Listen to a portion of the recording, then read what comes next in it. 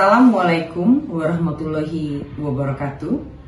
Perkenalkan, saya Eva Susanti SSTMK, dosen dari Prodi D3 Kebidanan Curug, Poltekkes Kemenkes Bengkulu, yang mana hari ini saya akan menjelaskan tentang mata kuliah yang saya ampu, mata kuliah Asuhan Kebidanan Persalinan dan Bayi Baru Lahir. Mata kuliah ini adalah mata kuliah utama program studi D3 Kebidanan, di mana setelah menyelesaikan mata kuliah ini diharapkan mahasiswa mampu melakukan asuhan kebidanan pada ibu bersalin dan bayi baru lahir. Dengan bahan kajian pada mata kuliah ini adalah faktor-faktor yang mempengaruhi persalinan, kebutuhan dasar ibu bersalin dan bayi baru lahir, manajemen asuhan kebidanan dan persalinan dan bayi baru lahir, metode komplementer dan mengatasi nyeri dalam persalinan, metode komplementer mengatasi kecemasan dalam persalinan, deteksi dini komplikasi dan penanganan gegawat daruratan pada persalinan dan bayi baru lahir, serta menyusun manajemen asuhan persalinan dan bayi baru lahir, dan menerapkan evidence base dalam asuhan persalinan, serta prosedur penampilan dasar kebidanan pada asuhan persalinan. Mata kuliah ini juga mendukung visi dan misi dari Prodi D3 Kebidanan Curug, yaitu menghasilkan lulusan ahli media kebidanan profesional dalam pemberian asuhan kebidanan tradisional komplementer pada tahun 2024. Sedangkan misinya adalah menyelenggarakan pendidikan dan pengajaran asuhan kebidanan komplementer berbasis kearifan lokal dan relevan dengan tantangan global, dan melaksanakan penelitian bidang kebidanan berdasarkan evidence base untuk pengembangan asuhan kebidanan tradisional komplementer, melaksanakan pengabdian pada masyarakat dalam penerapan asuhan kebidanan tradisional komplementer, melaksanakan tata kelola yang baik, meningkatkan kualitas dan kuantitas sumber daya manusia, dan melakukan usaha berkelanjutan pengendalian mutu program studi. Mata kuliah ini terdiri dari 5 SKS, di mana terdapat 2 SKS teori dan 3 SKS praktik. Pertemuan teori dihitung dengan menggunakan 2 SKS dikali dengan 50 menit pertemuan tatap muka. Kemudian kegiatan belajar dengan penugasan terstruktur dan kegiatan belajar mandiri selama 60 menit. Untuk pembelajaran praktik, 3 SKS dikali dengan 170 menit per minggu per semester. Untuk melengkapi proses pembelajaran, maka digunakanlah daftar pustaka yang terkini. Di antaranya adalah daftar pustaka utama Obstetri William, buku 3 Asuhan Kebidanan pada Infartu, Panduan Praktis Maternal dan Neonatal, buku Kebidanan dan Penyakit Kandungan dan Keluarga Berencana untuk Pendidikan Bidan, Panduan Pengajaran Asuhan Kebidanan, Asuhan Kebidanan pada Persalinan, Textbook of Midwife, buku Keperawatan Maternitas, buku Acuan Asuhan Persalinan, buku Midwifery Update terkini tahun 2020, dan modul Asuhan Kebidanan Persalinan dan BBL. Selain dari buku utama, di sini juga ditambahkan untuk daftar pustaka, diantaranya beberapa penelitian dan buku-buku keluaran terbaru dari pedoman dari WHO.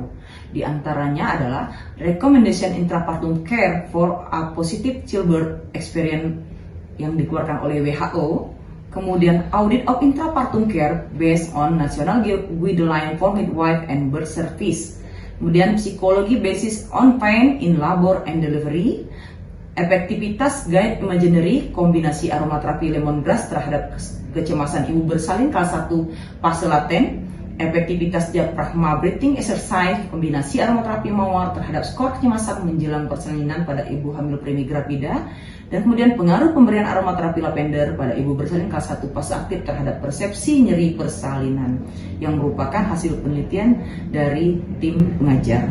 Penilaian pada mata kuliah ini terdiri dari penilaian hasil belajar UTS, hasil belajar UAS, praktik, dan kemudian tugas dan kuis yang diberikan nilai skor 20%. UTS dan UAS memiliki poin sebesar 15% dan praktik sebesar 50%. Metode dan strategi pembelajaran dalam mata kuliah ini dilakukan dengan kuliah tatap muka dan baik offline maupun online. Kemudian ceramah tanya jawab, small group discussion, dan resitasi. Dalam pembelajaran praktek terdapat berbagai metode pembelajaran yang ditetapkan, diantaranya menggunakan sistem simulasi, dan dalam menyusun manajemen Parnay menggunakan sistem pembelajaran cooperative learning, di mana nanti mahasiswa belajar secara berkelompok untuk menyelesaikan masalah yang diberikan, kasus yang diberikan, dan kemudian mempresentasikan dalam kelompok diskusi. Pertemuan pada mata kuliah ini terdiri dari 16 pertemuan, di mana 7 pertemuan dilakukan sebelum UTS, dan kemudian dilanjutkan dengan UTS, kemudian 7 pertemuan lagi dilakukan setelah UTS, dan dilakukan 1 pertemuan UAS. Baik, assalamualaikum warahmatullahi wabarakatuh. Waalaikumsalam warahmatullahi wabarakatuh. Selamat siang semuanya. Siang. Semangat ya. Semangat. Ya, kita hari ini akan belajar tentang manajemen penyedih dan kecemasan dalam persalinan. Ya, kalau yang kemarin tentang manajemen penyedih tidak nyaman dalam persalinan ada dunia yang paling menyenangkan, maka ini saya akan. Baik, mengapa kita perlu belajar tentang manajemen ini adalah tujuannya agar nanti setelah kita belajar kalian mampu menguasai bagaimana cara membantu ibu dalam proses persalinannya untuk mengatasi kecemasan dan rasa nyeri. Persalinan kompetensi ini penting dilakukan dalam bidang. Jadi diharapkan kalian bisa mengulangi dengan baik dan menerapkan ilmu nanti dengan pasien sehingga pasien bisa merasa puas dengan layanan yang kita berikan. Karena sesungguhnya protokol itu bukan hanya kita berlaku pada tindakan medis yang dilakukan, tapi bagaimana kita sebagai seorang bidan mendampingi ibu selama proses persalinan. Oke, sebelumnya ada yang masih ingat manajemen itu apa saja yang bisa kita lakukan? Ya, sekarang? Iya. Oke, siapa lagi bisa bantu? Ya, pesan. Tarik nafas dalam, kemudian aromaterapi. Iya, ada lagi bisa bantu? Tidak ada? Iya, sebenarnya banyak sekali metode untuk mengatasi nyeri ini. Akan tetapi kita akan menggunakan sebagian metode tadi supaya dapat membantu ibu selama proses persalinan, ya. Dan bagaimana kita menerapkan ini? Apakah semua ini kita lakukan semuanya? Tidak. Tapi kita sesuaikan dengan kondisi pasien. Contoh, aromaterapi tidak boleh diberikan pada pasien yang bagaimana? Asma. Iya, asma. Ingat, yang asma atau memiliki alergi tertentu terhadap bau-bau bunga ini tidak boleh kita berikan, ya, jangan salah. Kemudian juga kalau seandainya ada yang pasien yang luka pada daerah punggung dan sebagainya, apakah bisa kita gunakan vaporizzer? Tidak bisa, masih sudah tidak bisa. Karena kita punya itu, maka kita harus mempelajari bermacam-macam teknik tadi dan kita nanti pilih mana yang paling tepat yang bisa digunakan dengan pasien kita. Dan ini harus dilakukan dengan pasien bagaimana yang mereka yang suka. Kadang-kadang memang kalau mengatasi nyeri, kalau menggunakan metode comparator ini tidak bisa menggunakan satu jenis. Maka kadang-kadang dibutuhkan 2 jenis yang dikombinasi. Contoh, kita memberikan aromaterapi, ya, seperti sekarang kita menggunakan aromaterapi, kemudian nanti kita kombinasi dengan teknik nafas dalam, ya. Kemudian atau kita menggunakan metode Ribozol, kita menggunakan aromaterapi, sehingga hasilnya akan menjadi lebih kuat dan lebih baik. Baik, nanti kita akan berurutkan menggunakan berbagai macam cara manajemen ini yang kita mulai dari aromaterapi. Mungkin ada yang tahu macam-macam aromaterapi yang bisa digunakan untuk mengatasi nyeri dan persalinan kecemasan. Ini silakan. Iya, iya, bagus. Iya, iya, ya, itu bisa digunakan semuanya, ya. Terutama yang menggunakan aromaterapi mati itu terbukti meningkatkan kadar oksitosin dalam persalinan. Kita tahu oksitosin sangat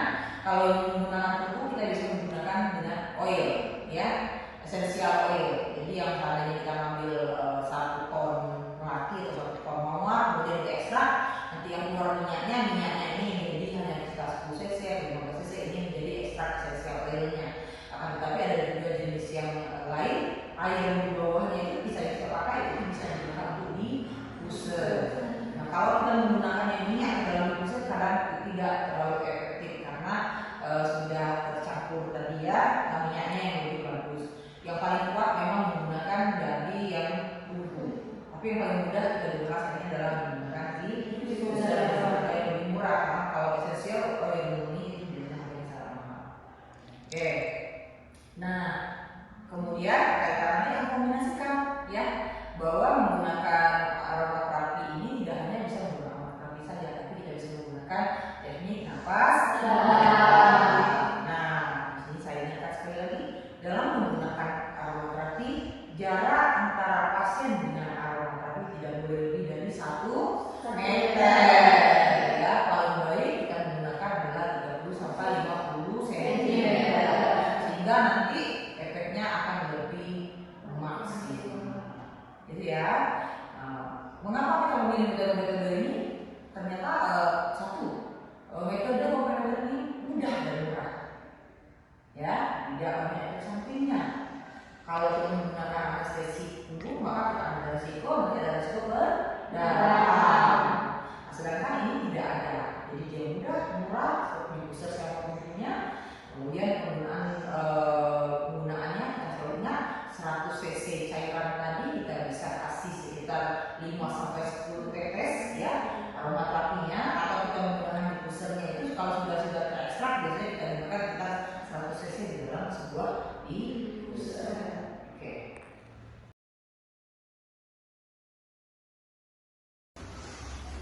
Oke. Penggunaan aromaterapi ini disesuaikan dengan ibu ya. Kalau ibunya nggak suka lemon, bisa diganti dengan lavender. Lavender bisa mengandung linoleal yang akan berfungsi untuk mengurangi kecemasan dari si ibu. Dia akan masuk ke dalam penciuman, kemudian dia masuk ke dalam bibit otak. Nanti dari bibit otak akan mengatur tempat pengaturan kecemasan. Ya, kemudian nanti akan menurunkan kadar kortisol. Dan kondisi ini dapat membantu menurunkan rasa cemas dari ibu. Dan ingat bahwa kecemasan berhubungan dengan rasa nyeri. Pada orang yang panik, dia akan menyebabkan rasa nyeri yang menjadi lebih berlebihan. Sudah cukup ingat ya? Oke, baik, kalau sudah kita bisa masuk langsung ke praktek. Sudah siap semuanya? Siap. Ya, biar kita dapat ilmu yang bermanfaat nanti bagi membantu orang banyak. Ya, tujuannya bukan hanya kita mau selesai kuliah, tapi tidak bermanfaat bagi orang banyak, bisa membantu orang di saat tersebut. Itu ya. Teknik yang pertama kita akan menggunakan metode aromaterapi dan teknik napas dalam. Nanti saya juga akan kombinasikan lagi tentang gaya imaginary, bagaimana kita membimbing pasien untuk merasa nyaman dalam proses salinannya. Oke, baik. Ingat tadi ya, langkah-langkah awal kita mengatur posisinya. Ya, di sini tidak ada prinsip steril dan non steril, akan tetapi posisi yang tepat akan menentukan hasil yang berkualitas. Jadi jarak aromaterapi dengan pasien yang paling baik itu kurang dari 1 meter, yang terbaik adalah 30 sampai 50 cm. Kenapa? Nanti biar bisa masuk ke dalam penciumannya lebih maksimal. Nah, untuk pertama, kemudian kita setelah tadi sudah menyiapkan aromaterapinya, kita hidupkan. Ini biasanya kita gunakan selama 20 menit. Nah, beberapa jurnal membuktikan bahwa setelah 20 menit efek menghilangkan kecemasan dan endorfin dan sebagainya itu keluar setelah penggunaan selama 20 menit. Sehingga ini harus digunakan efektif setelah 20 menit. Tidak bisa langsung tercium langsung hilang, tidak bisa. Tetapi ini bisa dilakukan minimal 20 menit. Dan kemudian nanti kalau ibunya suka bisa diteruskan sampai ibunya suka berapa lama. Oke, atur di posisi ibu atur juga posisi duduk yang santai. Oke, kemudian ibunya duduk, bahunya ditegakkan ya ibu ya, diadakan ibunya, kemudian ajarkan ibunya teknik napas dalam. Nah, ini ibu kita atur dulu dengan posisi paling nyaman. Ibu udah nyaman ibu?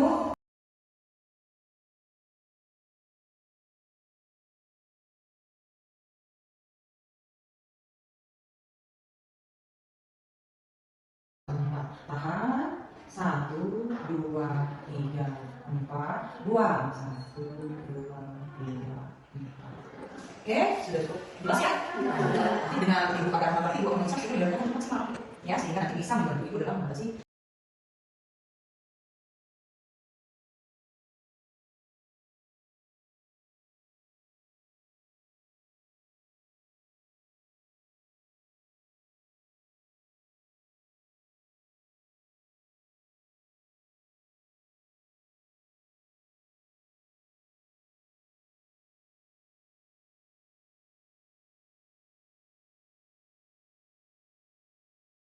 Oke, silakan di posisi yang nyaman. Udaranya memasuki hidung, tenggorokan, dan memenuhi rongga dadamu sehingga merasakan kelegaan. Napas yang tenang.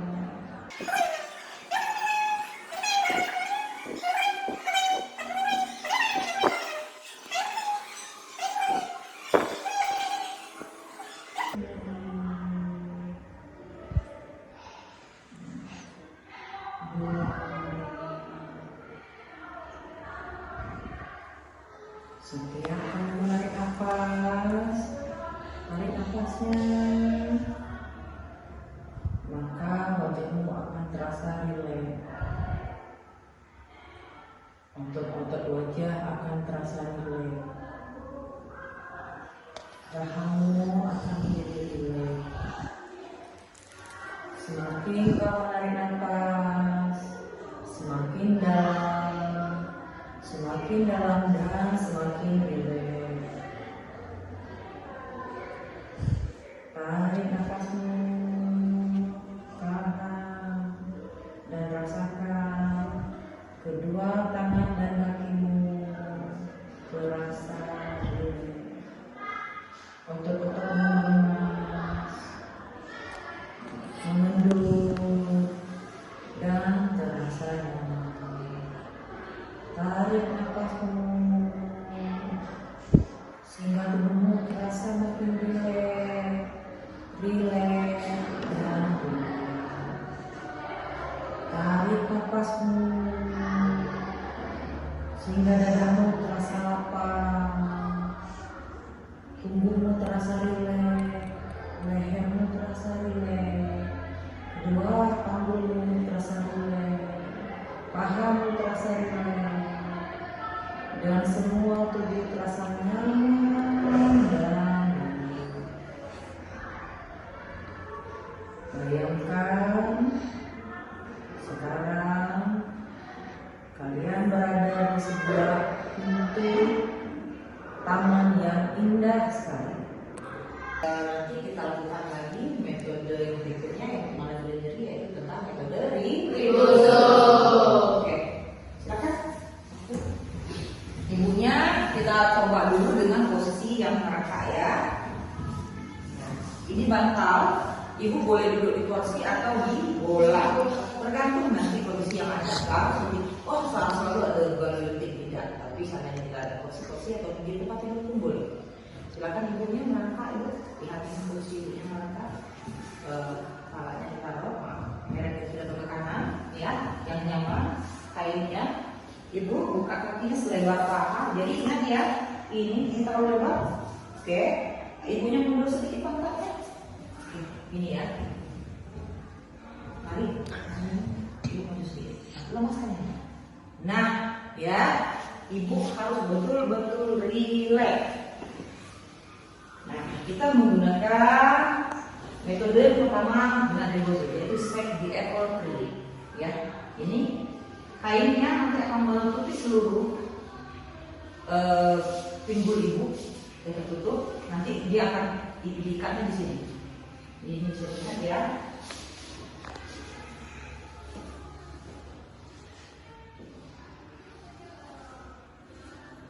Oke. Ini kainnya harus kencang semua. Ya. Oke. Kemudian setelah terfiksasi oleh kita lakukan goyangnya. Ya, oke. Ini dapat merelakskan otot-otot panggul sehingga dapat mengurangi rasa nyeri persalinan. Dengan berkurangnya rasa nyeri maka akan mengurangi kecemasan. Ya, pas bu. Nah, siap. Lihat ini harus dilakukan. Oke. Oke, sudah. Nah, kita lakukan lagi metode yang kedua yaitu silakan. Tentu saya ya. Ini harus menutupi seluruh perut ibu ya. ya, melihat.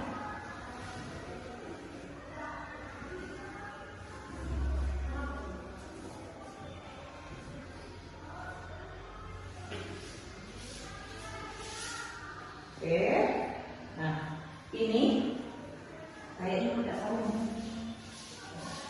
Oke, silakan mundur. Nah, ini tetap ini tetap. Nah, jadi panjang ya. Ini kita posisi membelakangi pasien. Coba diperhatikan. Kemudian kita lakukan ini lihat ya. Kita lakukan tarikan dulu. Punggungnya lepaskan dulu. Oke. Kemudian baru kita lakukan tarikan.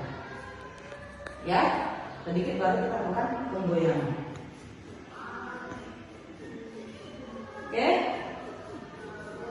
Metode ini cukup efektif, apalagi untuk memperbaiki posisi janin yang tidak baik. Ini dilakukan selama 30 kali, kemudian nanti kita nilai lagi, kemudian bisa kita ulangi lagi. Dan setelah melakukan dan sebelum melakukan pemeriksaan denyut jantung janin dan tekanan darah. Oke? Oke. Tadi tekniknya, dan kemudian nanti kalau memang yang dialami pada sesuatu dengan aku, oke. Ibu mau posisi duduk atau berdiri? Duduk saja. Oke. Sambil megang itu boleh bola. Ya pilih ya. Ibu boleh posisi seperti ini. Ya, di sini pilih tempat tidur.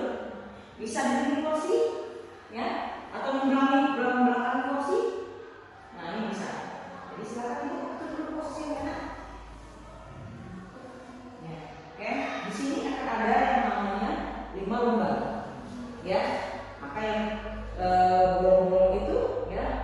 Kemudian kita lakukan penekanan, pas. Kemudian kita lakukan penekanan. Dilakukan pada waktu kontraksi sehingga maksimal. Boleh menggunakan tekanan seperti ini, boleh seperti ini, ya. Sehingga tujuannya apa? Supaya tadi kan pada waktu pesan sinyal tadi yang dari rahim tadi yang menempatkan di belakang ini akan ditekan dan pesannya tadi akan sedikit yang sampai ke otak sehingga proses sendirinya akan berkurang. Oke, baik. Itu tadi ada yang mau ditanyakan? Ada? Tidak ada? Ada yang mau diskusikan? Ada yang mau coba? Oke, kita coba yang ini ya, ini dibozo ya.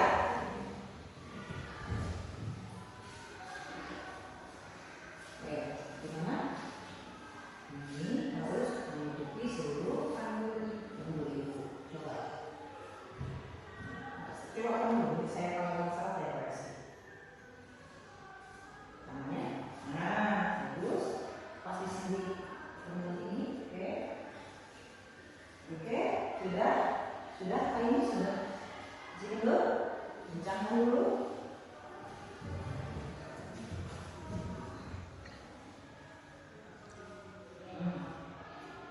Sudah, pik, baru lakukan yang pas bu. Enak? Oke, sudah bisa ya. Nah ini sudah. Ada yang mau koreksi? Iya, kurang kencang kayaknya.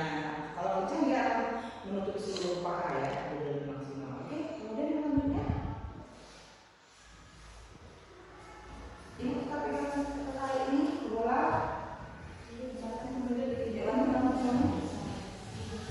Oke, kembangkan sampai di bawah sini dan di sini. Sama panjang.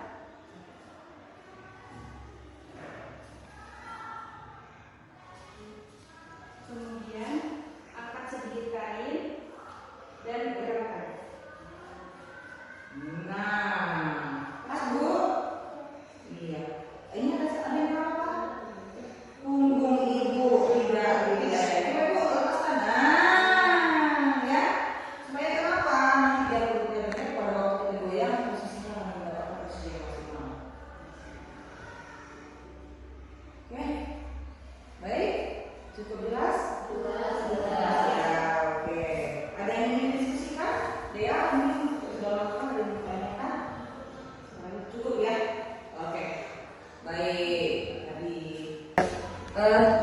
sudah kita belajar tentang berbagai macam manajemen nyeri. Ingat, tidak semua bisa diterapkan kepada semua pasien, akan tetapi kita sesuaikan dengan kondisi pasien kita dan fasilitas yang ada, ya. Sehingga nanti asuhan kita lebih berkualitas dalam mendampingi ibu melewati masa-masa sulit mereka. Dan ini akan menjadi ilmu yang bermanfaat bagi kita. Sebelum saya tutup, apakah masih ada yang kita diskusikan? Baik, saya ada tugas untuk kalian. Nanti silakan mengulangi semua penjelasan yang saya telah berikan dan praktek yang saya berikan, sehingga nanti pada waktu kita menerapkan ke pasien yang waktu ujian kita bisa melakukan dengan baik. Dan kalau ada pertanyaan selama melakukan, nanti silakan tanya ke saya sehingga kita bisa mendapatkan hasil maksimal dari pembelajaran kita hari ini. Ya, semoga yang diberikan tadi menjadi ilmu yang bermanfaat bagi kita dan bermanfaat bagi orang lain. Baiklah, saya tutup. Assalamualaikum warahmatullahi wabarakatuh.